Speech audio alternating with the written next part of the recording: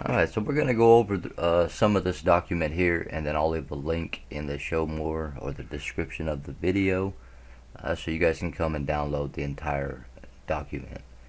And this is just basically called Keystone.pdf, and it says here findings of fact, timeline, and database pay-to-play New World Order.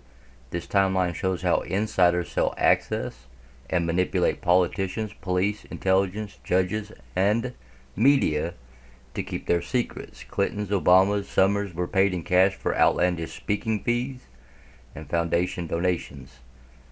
And then we come on down here, and it goes, gives you the dates, and then we come right here to the introduction. The following 1990 to 2018 timeline and supporting facts provide unmistakable evidence. Dereliction of duty, fraud, public corruption, the appearance of impropriety, racketeering, monopoly, and antitrust by senior United States government officials, Harvard, Yale, and Stanford academics, and alumni, judges, law firms, and their commercial accomplices. American patent law itself has been hijacked by these individuals and their organizations. And here you have President George Washington awarded the first patent, and that was in July 31st, 1970 to Samuel Hopkins. We come on down here, and it gives you a little more information about this. Let's just blow this up a little bit. Okay, so here in figure 2 it says the first patent, U.S. patent number 1, July 31st, 1790, was awarded to Samuel Hopkins for a process for making potash, an ingredient in fertilizer. Signed by President George Washington. Patents and copyrights are the only property rights actually written into the U.S. Constitution. It's in Article 1, Section 8, Clause 8. Over 7 million patents have been awarded since 1970. And we'll check out this little picture here in just a second. But why patent protection is essential to America. Constitutional quiz. What are the only property rights that the founders considered important enough to actually write into the Constitution? Answer. Patents and copyrights. U.S. Constitution, Article 1, Section 8, Clause 8. President George Washington himself signed the first one. That was July 31st, 1790. Right here is the actual basically the photocopy of the first patent ever given. The founders knew the importance of innovation and invention, and created the patent system to protect the young republic's inventors. They believed patents would grow the economy with new ideas that create new jobs and wealth.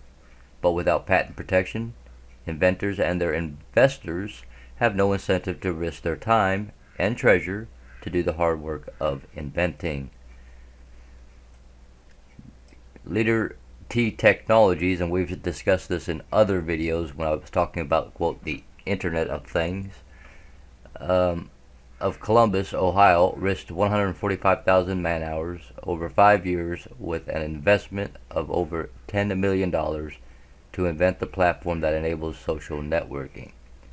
Leader legally filed for patents that they believed would protect their invention. But a pattern of public-private corruption, as shown in the following timeline, allowed the well-financed vendor of social networking to steal leaders' invention, reproduce the design, and then use their ill-gotten gains to perpetuate their crime. They excused their theft by falsely asserting that the technology system was, quote, open source or, quote, free software. Now, understand, guys, Leader Technologies of Columbus, Ohio, risked 145,000 man-hours and over $10 million of investment. So here's the figure 3, the social networking invention, U.S. patent number 7,139,761, and it tells you that basically how the whole thing's set up. You got the inner workings of it here. We have the context, the data, and the application, and this is then fed over to context component or context data, and a tracking component, and then you have a context component, a user data component. And it says that this profound idea by Leader Technologies made large-scale internet collaboration possible. Figure 1, U.S. patent number 7,139,761, McKibben et al., November 21st, 2006. And McKibben is the one that had this information stolen from him. The platform that is social networking, the American public must protect the inventors from the deep pocket predators who have stolen this invention and used their ill-gotten gain to buy off judges, public officials, and the mainstream media. No inventor is safe if they are allowed to succeed. Now, I'm going to skip this section here and come right here to the timeline. Here's the timeline. And the greatest financial crime in history, the theft of social networking invention. So, brief summary of the many smoking guns in this collusion. October 11th, 1996. False Statements Accountability Acts. Parties can lie to Congress and courts. Isn't that interesting? A lot of people don't know about that part of it. Then we go to November 29th, 2001, and we have IBM forms the Eclipse Foundation. June 5th, 2002, Chandler takes custody of Leader's invention source code. August 29th, 2002, Leader invention appears in Eclipse version 2.0.1. August 30th, 2002, Chandler's notes confirm IBM conspiracy to misappropriate Leader's invention. February 2nd through the 5th, 2004, IBM Eclipse Con 2004, Facebook goes live. April 12, 2004, Annie Marie Slaughter proposed a New World Order. December 8, 2004, IBM unable to locate originator of Eclipse code, that is Leader Technologies. September 2nd, 2008, a New World Order to fundamentally transform America. September 9, 2008, Eclipse boasts 191 members. December 12, 2008, Pfizer court gives Eric Holder dictatorial powers. June 6, 2009, Facebook starts feeding user data to the NSA illegally. And July 9, 2009, Sidney Blumenthal writes Facebook into Hillary CFR speech. August 3, 2009, Fenwick and West LLP disclose Leader as prior art on Andreessen social patents, but not on Zuckerberg patents they filed. April 2010, Zuckerberg refused to provide discovery in Leader versus Facebook. Then we go to June 24th, 2010, Leonard P. Stark shoehorned into Leader versus Facebook 30 days before trial. And Larry Summers' chief of staff, Marnell Levine, went to work for Facebook on the same day. August 10th, 2010, Leonard P. Stark confirmed as judge just 2 weeks after the Leader versus Facebook trial. February 17, 2011, Obama dines and toasts with Eclipse members in Silicon Valley. June 26, 2012, State Department promoted Facebook use during public litigation that provided Facebook infringes Leader technology patent on 11 of 11 claims and no prior art. June 18, 2012, 28 Zuckerberg hard drives are rediscovered. June 6, 2013, Edward Snowden exposed illegal NSA activity. February 8, 2015, HSBC whistleblower Hervé Falciani exposed Facebook underwriter Deep State. March 2nd, 2015, Obama met with Technology CEO Council at White House. All IBM/NSA, the Internet of Things, Deep State members. October 10th, 2015, Obama made mystery trip to Qualcomm. October 12th, 2015, Dell bought EMC, both of which are Deep State members. December 1st, 2015, Zuckerberg announces $45 billion of fraudulent conveyances. The summary above is not exhaustive, but merely representative of the massive fraud and racketeering that has occurred and continues to occur. So that gives you a basic timeline, guys. And here's the Obama's fundamental transformation of America, Saul Alinsky's playbook for community organizing. So you have the people on the outer part, pretty much, where you would have the ice wall on the square and circular Earth, and then inside of that you have all the things that connect the people to the cartel running everything. So this is the stolen social networking platform, and here's how it works. Education: write the textbook, centralized testing, federalize unions, tenure professors, and set agenda for the education of the children. Banks and finances: we use the Ponzi schemes writ large. Permanent insider class: ignore security laws, play insider hedges, fabricate liquidity, inconsistent regulation, mutual fund bribery, offshore money laundering.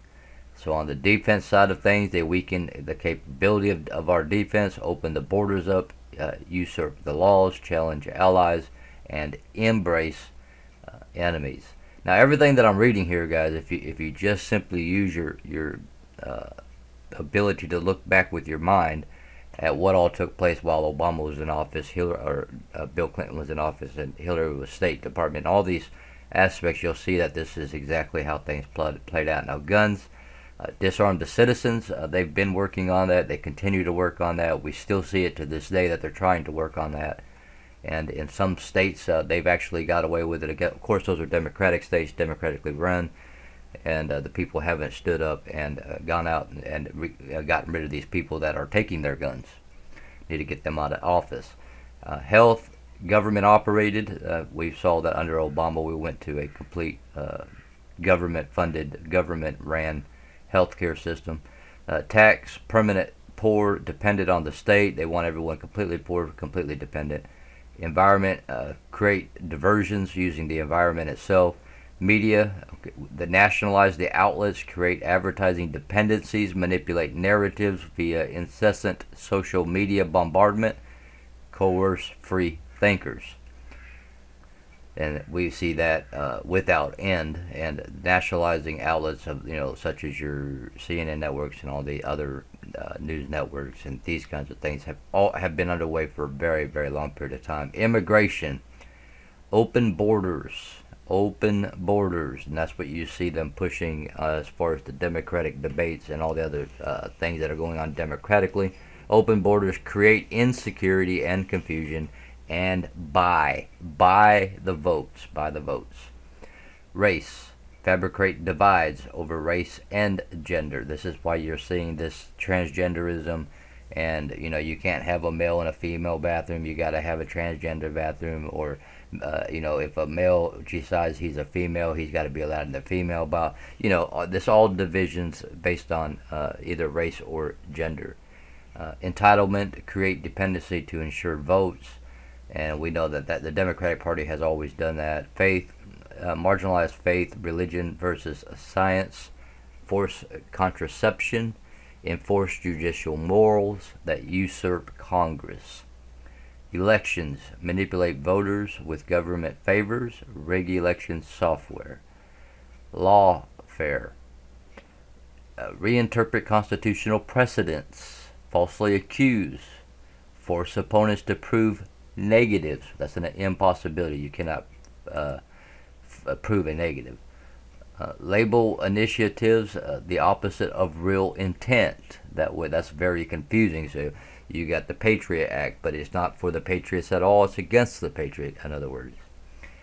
Then it goes on to say, AG, American Invents Act, False Statements Accountability Act, Patriot Act, net neutrality, selective law enforcement, stonewall opponents, sycophant judges, bribery.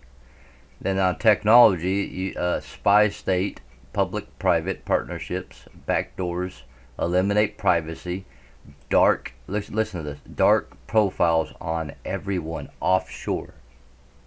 Dark profiles on everyone, that's you included, me included, offshore. Steal proprietary inventions and declare them open source. Control underlying software. hardware and networks, demean privacy as an old people's issue.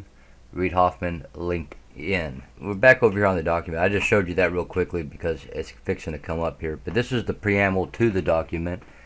And this is the story and the timeline of the theft of the invention called social networking.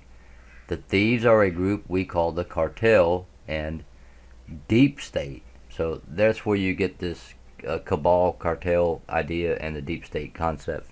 Their motives are ancient. They yearn for money and power. Their goal is New World Order. Theft of Columbus, Ohio inventor Leader Technologies' invention enabled them to unify their communications, monitor and control, quote, the masses, end quote, and fulfill their rapacious grab for assets and for your assets and your liabilities. And as we see, lies and more dang lies, and it just, that's all that the New World Order is, lie after lie after lie. Remember, these people of the father, the devil, and all they can do is lie. They have no truth in them. The U.S. court proven facts of the Columbus, Ohio innovator Michael McKibben and the company he founded, Leader Technologies, invented social networking in the late 1990s. Prior to that, McKibben had rebuilt AT&T's email system in record time for the release of Microsoft's much ballyhooed Windows 95. So you're all the way back when we had Windows 95 technology. I'm going to skip this part. You can come right here. This is that diagram we just looked at right down here. And I just want to read right above that. It says that the roots of the modern day one world order agenda go back to the 1700s. Did you catch that? 1700s. And philosopher Immanuel Kant essay. In the 20th century, President Woodrow Wilson's failed effort to form the League of Nations eventually became the United Nations. The disciples of this soulless, mechanistic agenda include George Soros, the Bilderberg Group. So, understand, guys, first of all, the disciples of this soulless. Remember, these people are sick. These people are evil. These people are people that you don't comprehend. They have no soul. They have either sold their soul or they simply never had a soul. Okay? The disciples of this soulless, mechanistic agenda include George Soros. Now, we've talked quite a bit about George Soros. This is a billionaire that has these slush funds that just continue to bring in money without end, and the deep state, Q team, and so forth has been slowly taking down those slush funds, and we've talked about that in other videos. So George Soros, then you had the Bilderberg Group, and I haven't said much here recently on the Bilderberg Group, and the things that I used to talk about concerning the Bilderberg Groups, those videos have been removed from my channel. Those are back in 2013, 2014. About 2015 is when I was doing those videos, but those have since been removed from my channel. So anyways, Bilderberg Group, and then the 1910 Jekyll Island Club Duck Hunt. And Jekyll Island, again, that's where they brought into the Federal Reserve while Congress was on recess. They used their own people on Jekyll Island, made this deal, and that is what brought in this fake Federal Reserve central bank system, which took over the United States. Instead of the Treasury, all the gold was confiscated from the people, and we ended up with a Federal Reserve banking system, a fraudulent system, a foreign system. Also had the World Economic Forum, Davos, the World Economic Forum, and the Council on Foreign Relations, the Council of Foreign Relations, Wall Street itself, as far as the market and all that kind of stuff. Then you had Silicon Valley, which was the technology itself that was backing this entire networking thing, and cabal, really, and a slew of politicians, judges, and bureaucrats. They benefit personally through investment gains and insider information. And so that's the graphic we looked at earlier, guys, that shows you basically how the people are controlled from the get-go, from the day they're born all the way to the day they die, unable to break out of the spells and sorcery that they're under. But thankfully, by the grace of God, by the Spirit of truth, people have been able to come out of that. So world government is the notion of a common political authority for all of humanity, yielding a global government and a single state. Such a government could come into existence either through violent and compulsory world domination or through peaceful and voluntary supranational union. In such a world, national constitutions must be subservient to the single state. Proponents of a new world order are betting against America. And you have George Soros here, kind of an older picture of George Soros. But on January 5th, 2011, New World Order godfather and post-World War II Hungarian immigrant to America, George Soros, and then the proper name here, stated that the New World Order will be a healthy, if painful, violent adjustment. Okay, so it will be a healthy adjustment, according to George Soros. Nothing but a pure lie. He continued, China, now understand this, guys, China will be the engine driving it forward, and the U.S. will be actually a drag that is being pulled along through a gradual decline in the dollar. And that's exactly and precisely what we were seeing under so-called President Obama, who was a foreigner and usurped our government. Education or propaganda, the minds of your youth are targeted. How many times have I told you that the battle against the youth, it is against you, but it is mainly targeting the youth, the children, the kids, the babies, the young ones. They're the future. So if you can teach them socialism and communism and all that thing, then as they rise up, they'll come up against their parents, they'll come up against everyone, because their belief makes them do these things. And then you bring in communism and socialism with ease and without effort, because the young people were dumbed down to not see that by going into communism and socialism, it is their very destruction, the very end of their lives, complete and utter oppression and destruction for eternity, if it's a one world government that's under these conditions. And this is why it's important to help shake these young children out of this programming that they're being forced to. This is why kids are so depressed nowadays and all these different things, is because of this programming that they're receiving. And when we come on down right here, it says, nowhere is more telling of the deep state's agenda than the uproar over Common Core. Critical to the deep state agenda is the centralized control of education via Common Core in secondary education and MOOC, which is massive open online course in higher education, just like the re-education camps of every totalitarian ideology before them, like Mao, Lenin, Pol Pot, Stalin, Hitler, brown shirts, and Komsomol. The deep state's work to control the narratives, guys, the narratives of our children, that our children learn. And again, like I said, it's all about controlling the minds of men. And here it says, where the facts do not fit the deep state narrative, the facts are ignored or altered. They want to grow obedient, docile, faithless worker bees for their factories, just like George Orwell envisioned in 1984.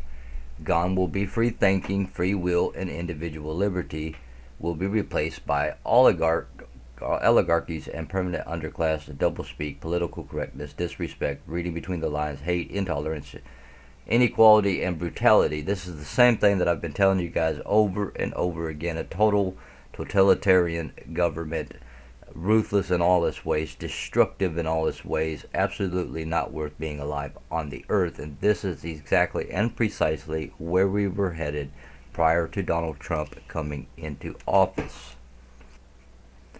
And you come down here, it says most secondary schools already use Google Docs almost exclusively for their document sharing, and universities' MOOC curricula are rapidly replacing individualized instructions in favor of the allegedly more rich, cleansed, and censored content of big data, the cloud. I'm not going to read the rest of that. Just understand back up here, guys, that all of this has been taking place for forever. I mean, for as long as I've been alive, and way before that. This Leader versus Facebook timeline below reveals deep state names, places, and illegal acts. Here you have Anna Marie Slaughter, Hillary Clinton's political advisor, implemented her book A New World Order, Princeton Press, 2004, when she worked for Hillary at the State Department. She started promoting Facebook at the State Department in 2009, even though Facebook did not have the intellectual property rights. Of note, Slaughter has Hungarian immigrant connections by marriage with Soros. Intel's Andy Grove and IDG Excel partners, China's John P. Breyer. Excel is Facebook's second largest shareholder. Lying is a Sol D.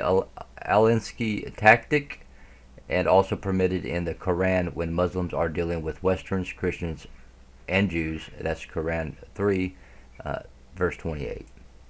To gain control of the world's information and thus its money and power, the deep state employs the political organized tactics of Sol D. Alinsky. Hillary Clinton is an expert. She wrote her undergraduate thesis on Alinsky and corresponded with him. 299. There's a link here that you can click that will take you to the source. Barack Obama employs Alinsky's Bible, 12 Rules for Radicals, Random House, 1971. Tellingly, Alinsky dedicated 12 rules to Lucifer, who he calls the original radical. Lucifer is one of the names for Satan, the devil, the evil one, and the dragon, the book of Revelations. Here's a picture of the book itself by Sol D. Alinsky, Rules for Radicals. 2 months before Alinsky died, he told a reporter, "If there is an afterlife and I have anything to say about it, I will unreservedly choose to go to hell." Isn't that interesting? And understand, guys, that this all ties back once again to the main guy, which was who? Aleister Crowley, of course. So then you got the Obamas and Clintons employ Alinsky's habitual lying technique, which we already know about. I'm not going to read it. You guys can read it for yourselves. And I will read this section right here, though. The deep state's corrupt tactics in Leader versus Facebook were supposedly confusing in order to discourage the public from learning the truth. They do this stuff on purpose. Now, here's what Alinsky's 12-step community organizing program. Now, remember, coming up here, this is 12 rules to Lucifer now. Okay, power is not only what you have, but what the enemy, and the enemy is we the people, by the way. Okay, we're the enemy to these people. The power is not only what you have, but what the enemy thinks you have. Now, understand that before Trump came into office, we were out here doing our YouTube thing, doing our videos, doing our whatever we were doing, trying to expose the truth. We didn't see a way to solve it, to fix it, to wake up the people in masses. We needed to have somebody in the government, somebody in the presidential office. We didn't think that would ever come to pass. Okay, their enemy, we the people, believed they had more power than what they actually genuinely had. Now, we didn't realize this until after Trump gets into office, until after Q shows up on the scene, until all these things start taking place and the drops start coming out, the truth starts to become revealed, the digs start happening, the facts are found, and all these things. And then all of a sudden we realize that this whole time we misconceived how powerful our enemy, which is them, how powerful they really were. We could have took them down without anybody in office. The information was available, and we could have had a mass awakening. We could have done it all without Trump and without anybody in the office. But we didn't know that, okay? And so it was important that Trump came into office, Q showed up, and all these things went the way they did because of this number one rule of theirs. Power is not only what you have, but what the enemy thinks you have. So as long as we were thinking they were more powerful than what they were, we were never ever going to take them down, and we were going to remain conspiracy theorists our entire lives, and nobody was ever going to wake up. Number 2, never go outside the expertise of your people. Okay, they want to go above your expertise, their enemy's expertise, but never go above their own people's expertise. Important, because if you go above their expertise, their people's expertise, then they become exposed when they can't answer questions and so forth and so on. Number 3, wherever possible, go outside the expertise of the enemy. That's we the people, me and you. So whenever it's possible, they stay they stay inside of the expertise of their people, but try to keep it above the expertise of the enemy, and they dumb the enemy down through the school system, the full public system, in order to get the enemy dumbed down so that they're experts in everything and you can't figure out anything. Number 4, make the enemy live by its own book of rules. Okay, so in other words, make your enemy follow the law, but they themselves will not be following the law. They'll be doing their thing the way they want to do it, end of conversation. Number 5 is ridicule is man's most potent weapon. Number 6, a good tactic is one your people enjoy. 7, a tactic that drags on too long becomes a drag. Okay, so they know that they got to come in with this tactic, execute the tactic. If it's taking too long, stop on that tactic and start a new tactic. Because if it takes too long and it becomes a drag, the people begin to wake up. The enemy, their enemy, that's us, we the people, start to wake up. Number 8, keep the pressure on, never let up. Like you're seeing with Timothy Holmseth, for example. Here he is still to this day getting these threats by the enemy, by these people here, literally the foreign courts and all this other stuff. They're relentless on it. They keep the pressure on, hoping that at some point you will give up. The problem is now we have the spirit of truth, the spirit of love, the spirit of the Father in us, which is enabling people to endure all the pressure that they put on us. The threat is usually more terrifying than the thing itself. And we have seen over and over again, and we have heard by whistleblowers over and over again, the threats that are executed upon the people that know the truth, that are trying to reveal the truth. The first thing they do is they get personal threats, then they get family threats, and then all these things, this chain reaction of threats takes place. And if all that fails, then they begin to actually do some things to people. Number 10, if you push a negative hard enough, it will push through to become a positive. Okay, now they do this all the time. They do it with gun control. They do it with all the different things. They push a negative, which becomes a positive at some point in the future as things continue to unravel.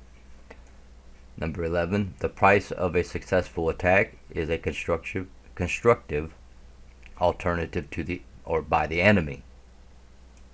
And then number 12, pick the target, phrase it, personalize it, and polarize it. And so these are the Soldy Alinsky's 12 rules for radicals that he wrote in 1971. Americans for Innovation has been peeling away the layers of this leader versus Facebook judicial corruption onion for years, and then there's the deep state's onion core is now exposed. Names, places, dates, crimes, and motives have been uncovered thanks to the dedicated work of many. Soros, the New World Order, wants to force its will on America and Earth. In their morality, you would be reduced to merely a consuming animal, a useful idiot. That's literally what Alinsky says, that make them into a useful idiot. In their world, faith, hope, and love are the antiquated values of weak people, and they also have little need for any constitution, law, or regulation that stands in their way. Okay, that's them, not us. Here's the quote. Alinsky used the phrase "a useful idiot." It's sometimes attributed to Vladimir Lenin, although this is in question. Okay, which side are you on? Says the moral, philosophical, and cultural battle lines are drawn. If we choose the globalist cartel, the quote nanny state end quote of entitlements will eventually overtake us like it collapsed the Soviet Union. On the other hand, if we choose the timeless values of the U.S. Constitution, We must protect and restore leaders' technology property rights. Okay? This has to happen. Now, understand that what's going on in the movie line, in the scripted movie that we're all watching on TV, we have the U.S. government, President Trump, and many others now pushing the idea that we need to look into these giant tech companies and find out what's going on. Okay? And that's exactly where we're at. We're on the other hand here. On the other hand, if we choose the timeless values of the U.S. Constitution, we must protect and restore leaders' technology property rights. Then we empower real ethical innovators to rebuild our digital networks in a way that takes us to higher ground. This is how you overcome YouTube, Google, Twitter, and so forth and so on. First, you bring back this stolen theft of millions of dollars, give it back to Leader Technologies, and specifically to the owner that spent hundreds of thousands of man hours coming up with this. Now, over here in Figure 8, we have on February 17, 2011, President Obama toasted his Zelensky deception of the American public and the world with 13 members of the IBM Eclipse Foundation NSA spy state in Silicon Valley. And these conspirators pictured are Barack Obama, so forth and so on. Now let's take a look quickly at this picture. So here's the actual picture itself, and sitting right here is Barack Obama and Mark Zuckerberg sitting right dead smack next to him. Also, you have Apple CEO Steve Jobs, and then Wesley Group partner Steve Wesley is in here, and you've got Ann Doerr, spouse of John Doerr. Eric Schmidt's Google CEO is involved. You can see that Art Levinson, Genentech chairman. You got John Chambers, Cisco CEO right here. Larry Ellison, Oracle CEO there. Netflix CEO. President Stanford University, the Yahoo CEO, and Twitter CEO. And there you have it, that this entire thing, that all these platforms that we've been using are based on stolen technologies. Now, coming back down here, it says 2 weeks later, on March 2nd, 2015, President Obama and senior advisor Valerie Jarrett met with his chief beneficiaries of the Eclipse Foundation code stolen from Columbus inventor Leader Technologies, met with the chief beneficiaries of Eclipse Foundation code, which is IBM, Xerox, and Dell, Micron Technology, Qualcomm, and EMC. Given the timing of this meeting, a week after the radical net neutrality changes to internet regulation by FCC, the real agenda of this group was most likely to discuss progress in their common agenda, the Internet of Things. Is the takeover of global digital infrastructure. The new Federal Communications Commission, the FCC, facilitated the new order by making changes to internet regulations. Here it says, is the New World Order too big to fail? And we saw that with the banks and all that kind of stuff. Now coming down here, a New World Order is coming. Were you invited to the networking party? Didn't think so. So big picture here, a deep state of judges, regulators, politicians, corporations have secretly signed onto a New World Order where government is disaggregated into self-defined networks. From that point on, their pledges of loyalty to the U.S. Constitution become optional. And now you begin to see and to begin to understand why certain people are standing up and opposing Donald Trump and doing all these things. Is because they have already signed up to the New World Order, and they don't want Trump coming in and shutting this entire thing down. The people who speak the loudest are the closest to the ones that are going to be taken down. They speak louder and louder the closer their time comes. So when you're watching the news and you're watching, your whatever interviews and so forth and so on, and people are very, very loud and obnoxious, those people are very, very close to being taken down in this New World Order of things. I'm not going to read any of that, guys. I will read this comment here. New World Order, or just another justification for corruption and crony capitalism. The state is not disappearing. It's desegregating. I don't know what that word is. Meaning it is simply operating through all its different branches, through regulatory agencies, through judges, through legislators, and they are all networking with one another. Now this is Annie Marie Slaughter, U.S. Department of State. Speech introduced a New World Order, April 12, 2004. And it says that the deep state needed a global technology platform, so they stole Columbus, Ohio inventor Leader Technologies' invention of social networking. Leader's invention overcame inherent scalability problems the deep state was having with legacy IBM, Microsoft, and Xbox clients server platforms. IBM pumped in a $4 million donation to the Eclipse Foundation. Leader patent attorney James P. Chandler, which we spoke of in the other video, who basically stole it all and moved it on over to the deep state, who was also counsel to IBM, secretly fed Leader's invention to Eclipse.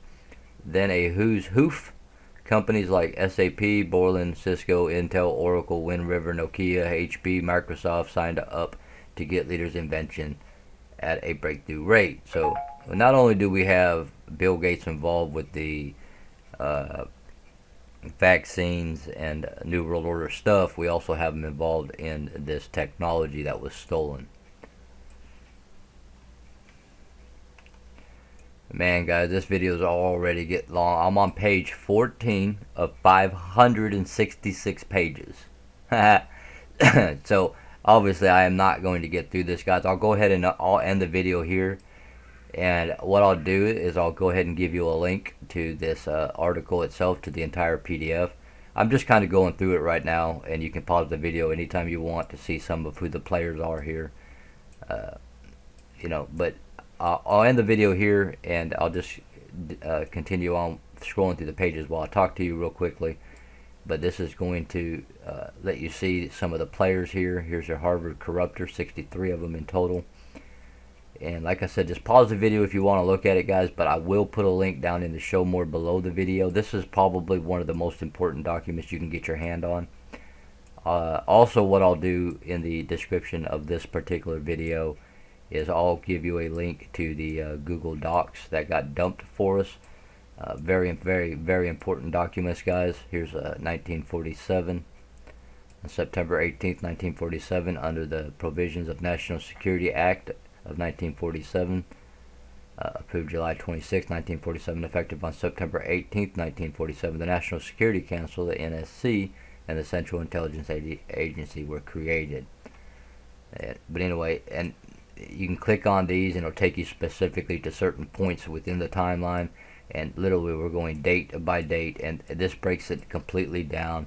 If you really and truly want to know, here's the assassination of John F. Kennedy, 1963, assassinated in Dallas, Texas. The October 2017 release of JFK files by President Donald Trump revealed that the CIA was involved. And of course, JFK said he's going to splinter the CIA into 1,000 pieces and scatter it into the winds by the time he gets out of the high and noble office. But again, guys, I'll post a link to this. This is probably one of the most important. If you really want to see what has been going on, and through a timeline at that, this is probably one of the best documents. Now, this was back in 2018, guys, that this document was released. Like I said, at the time I was working entirely too much. There's a lot of videos I want to get out. My computer's been acting up. I'm having all sorts of issues, having a real difficult time getting these videos made right now, guys. But we are getting it worked on. I've got a couple friends that are very, very smart with computers, very intelligent. One of the problems was a memory card had failed, and it was causing all sorts of issues. But there's still some other issues going on with it. I'm not sure what it is at this point. So, but I will post in the description below the video you're watching right now, guys. I will post a link to the Google drop, the huge dump that was dropped for everybody to look into. So I'm on page 28 of 566, and you can see that unbelievable, the amount of pictures, the amount of details, the amount of everything that is absolutely involved in, and included in this right here is your World Trade Center bombing that happened in 1993. I mean, literally everything that you need to know is contained in this one document, guys. But it is 566 pages long. It is a very long read, but I'm telling you right now that it is absolutely worth the reading. This right here, guys, is last name, first name, and organization that they work for. And you can see the amount of people involved in that. Then you back onto the timeline again, and who all is involved. And here you got Bill Clinton, or William J. Clinton, and Hillary R. Clinton, and so forth, so on. There's videos in it. There's all sorts of things, guys. Like I said, a very important document. I'll go ahead and get the video ended, guys. Look at this. A national security strategy of engagement and enlargement. Very, very important document, guys. There's old J.P. Chandler that we spoke of in the other video that's involved in taking this code, stealing it, literally stealing it and giving it over to IBM and to the deep state. And just unbelievable what has happened. The Rwandan genocide and why that happened, and George Soros being involved. As we already know, George Soros very much involved in everything that's going on. Just unbelievable, guys, the amount of information contained in this document. This is by far probably the one of the most important documents you can get your hands on. And if you're one of the people out here that make videos, please go over this document. Make videos over it. This basically puts everything exactly where it needs to be into the minds of men. If anyone that wants the absolute and whole truth of all that's all gone on, it's right here in this video. Not video, but right here in this document. The Clinton Chronicles, 1994, the hijacking of America. The Clinton corruption machine expanded to Washington, D.C. from its Arkansas roots to take over the internet while hiding behind national security as an excuse for secrecy, money laundering, crony enrichment, and stonewalling. I mean, it's just unbelievable, guys. And there's all sorts of links throughout the entirety of the document. It's all sourced. It gives you a source for absolutely everything that's going on. So there's absolutely no way to come out of this without knowing the truth of what really, really happened here in America and literally all over the earth. And this deep state cabal that people don't think is being taken down is being taken down. I mean, it has been absolutely, completely, and utterly exposed to its core. In so many ways, it's ridiculous. And at this point, the mainstream media is involved with Epstein, and understand that you've got Timothy over here that's also involved directly with Epstein, because he is the one that explodes this global trafficking ring that takes these children and hijacks them for Epstein, so Epstein can secure them in order for him to make money by selling them off or sacrificing them in the temple, or for people that want to eat them or whatever. All the different things that are involved. But he discovered that the worldwide, the earth-wide network that was taking place for child trafficking and other forms of trafficking.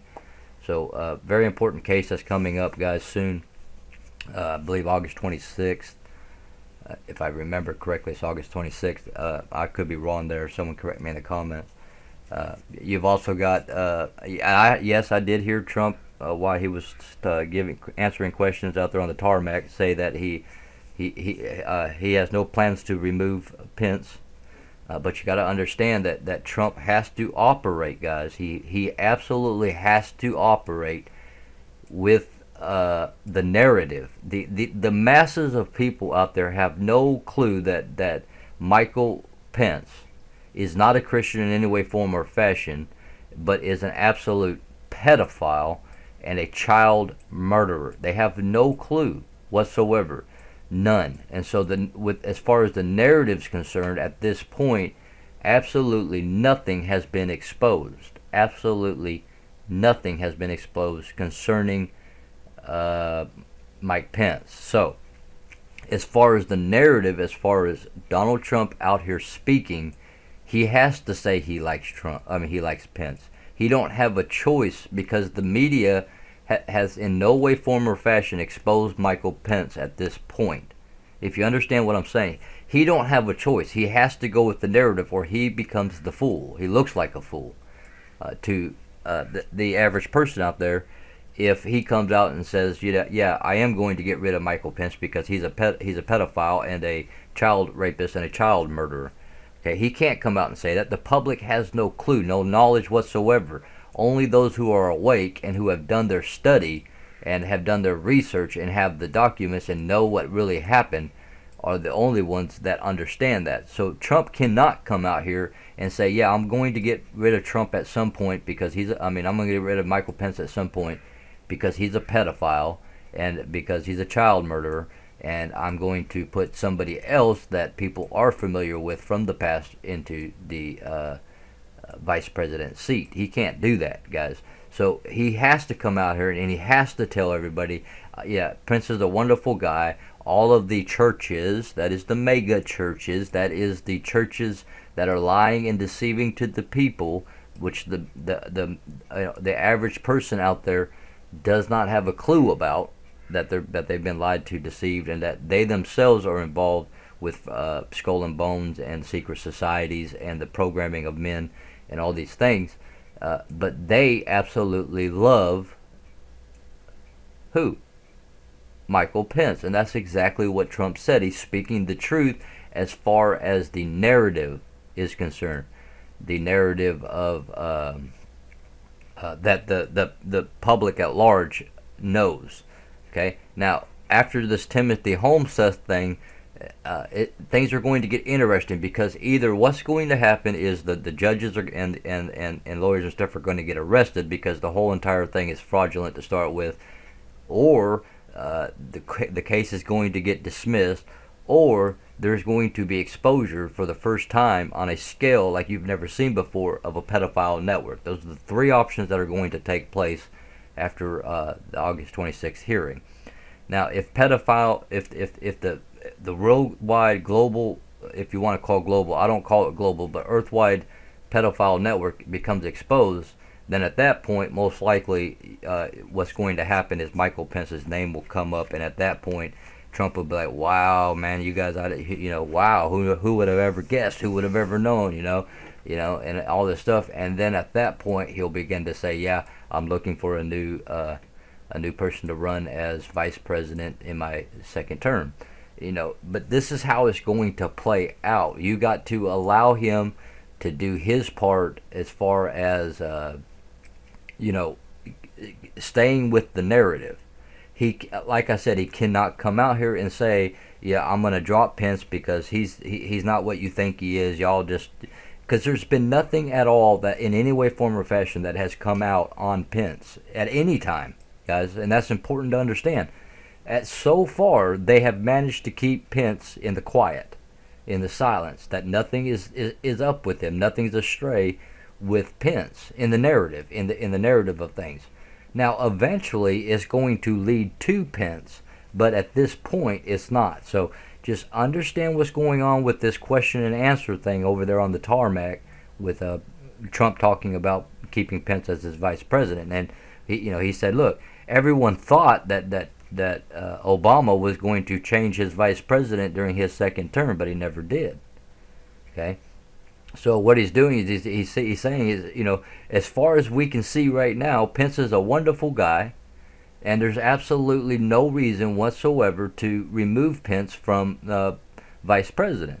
But what he's not telling people is that there's going to come a time where information will be coming out on Pence, and then at that point, that's when Trump will begin to shift the narrative and begin to, really get the ball rolling as far as moving over to a different vice president. So, guys, I'll go ahead and end it here. We're on page 75. We ain't even made it to page 100. There's 566 pages to go. Altogether. So I hope you guys will take the time to go over, download the document. It is a PDF document. It's called Keystone PDF, and it is literally the keystone to it all. To everything that's happened, and all the information as well, that happened along the way. And of course, it's got its links where you can go and verify everything that needs to be verified. So I apologize, guys, that we're over an hour long on this video, or right near an hour.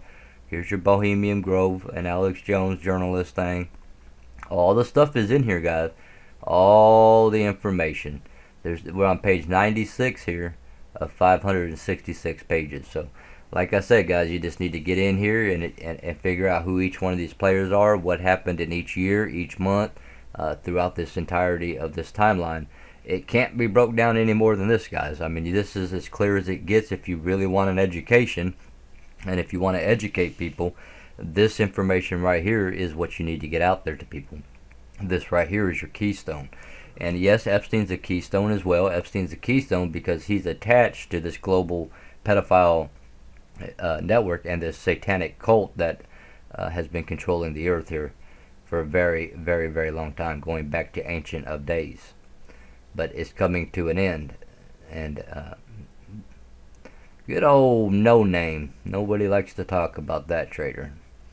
So anyway, so this basically shows you how the communists came in, took over, stole all the technology, kept the newest technologies to themselves, and all these things that are going on and have been going on, guys. So page 110 of 566.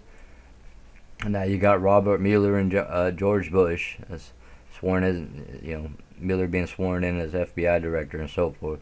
It's all here, guys. All the information that you need is in this document. This is maybe one of the most important documents available to everybody right now, and this is posted back on February 19th of 2018.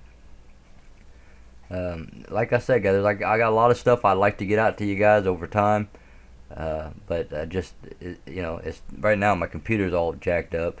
Getting around is a very difficult thing for me until I can get my surgery done, which is going to be probably a month or two, unless all of a sudden a lot of money comes my way to afford the surgery. But just for now, I'm looking at about a month or two, and then at that point, the bone itself will be healed. It'll just be 180 degrees out and not capable of walking, so he'll have to literally re-break the bone. And at this point now, he literally has to re-break the bone no matter what.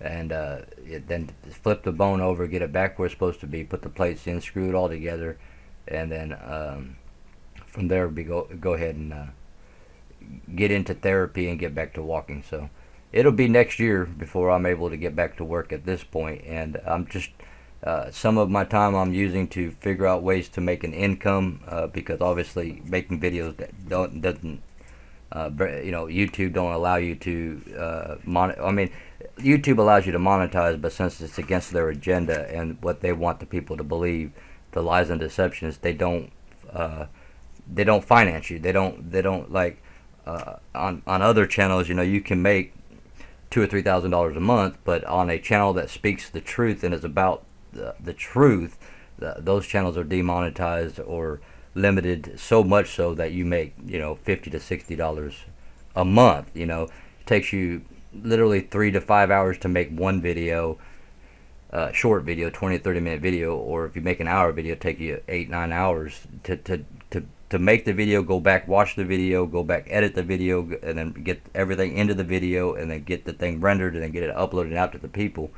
You take somewhere between 7 to 10, 11 hours to make an hour long video and get everything into it. And YouTube's paying you anywhere from $50 to maybe $100, $150 for the whole month, where you have a video per day. So 12-hour days, 10-hour days, just make it easy, 10 hours per day for 30 days. That's 300 hours, and you're only making nothing. But my only option at this point is whatever I can do on a computer. I can't get around to do things. I can't physically work anymore. I'm not capable of it.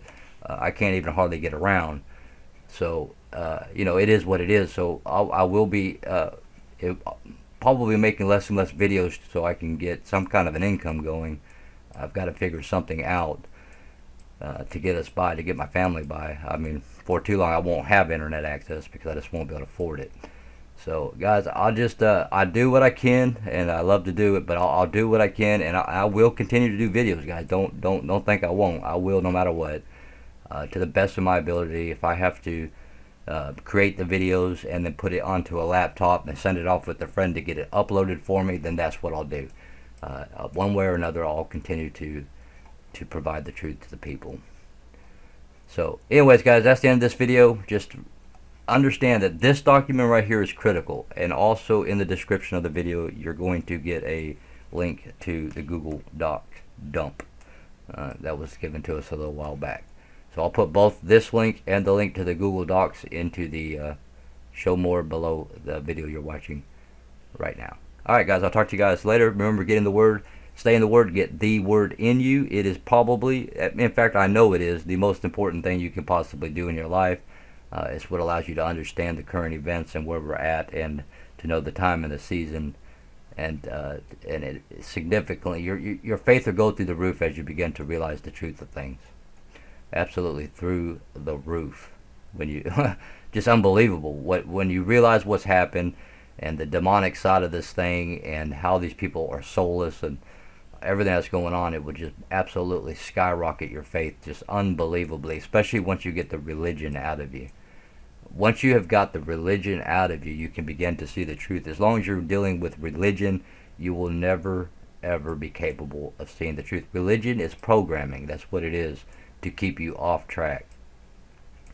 So just remember, guys, that other than the Father, the Son, and the Holy Spirit, the two most important things that you can ever possibly participate in is truth, love and truth, and after that, peace and justice. And I'll talk to you guys later.